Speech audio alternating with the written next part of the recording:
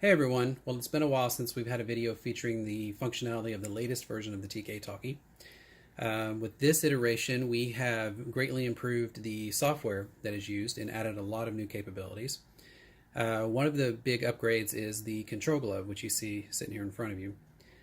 We've offered a push-to-talk button, and you can use the TK-Talkie in voice-activated mode or in push-to-talk mode. And with the push-to-talk button you can actually switch back and forth between the two modes. You can also use that push-to-talk button to put the TK-Talkie to sleep, to save some battery life, and then to wake it back up. What we've done with this version is we've actually added a control glove.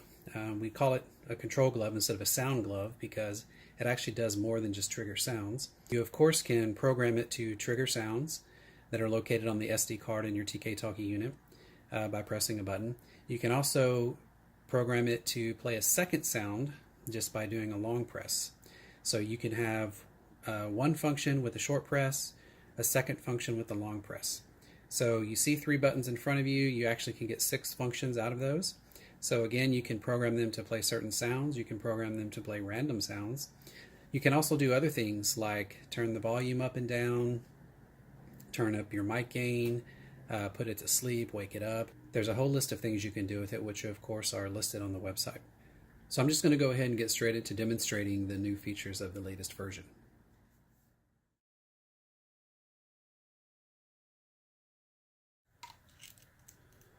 Okay, the setup I'm using for my TK-Talkie is pretty standard. Like most people, I'm using either this Acre 1506.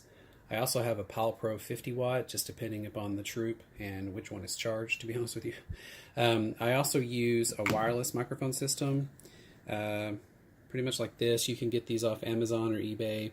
I don't use my the foam cover with mine either. I feel it gives it a little bit more authentic radio sound if I leave that off. And then of course just a standard 5-volt battery powers it. Sometimes I do use a wired microphone. You can use wireless or wired with your TK-Talkie. Again, it just depends on if I've kept track with making sure everything's charged or not. But with the wireless, I feel that's just one less thing I have to keep track of.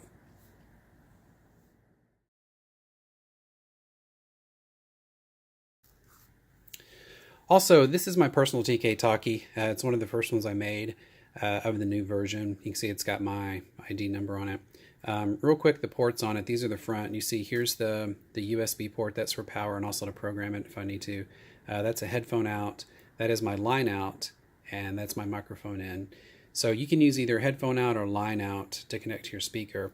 The Acres and the PAL Pros have a line in port. So if you want to use a line level signal using the line out to the line in on the Acre, I find that you can get more volume out of it with less chance of feedback. Also on the back, my model's a little different. The new model TK-Talkie actually comes with just one port, and that can either be used for push to talk or it can be used to hook up a sound glove. I'm actually going to be introducing a new model that has 2 ports on the back, and that way you can have 2 control gloves. You can do up to 12 things with the 2 gloves, since you can program each one to do 6 things. And then of course the SD card.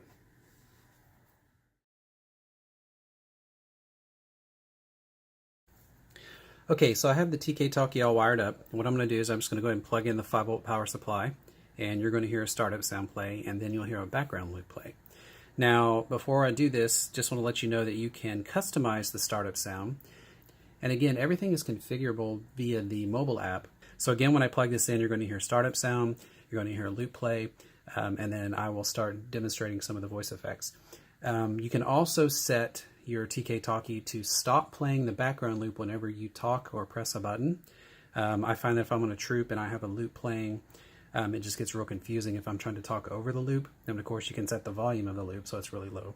But I find it's just more convenient if I have it to where it actually turns off the loop while I'm talking, and then it'll resume the loop when I'm done talking. All right, so here's the startup sound. It's a little short for a stormtrooper. All garrisons, be advised, DT-419 is now online. Okay, and now I'll demonstrate some of the voice effects. Look, sir, droids. Are those your droids? Move along.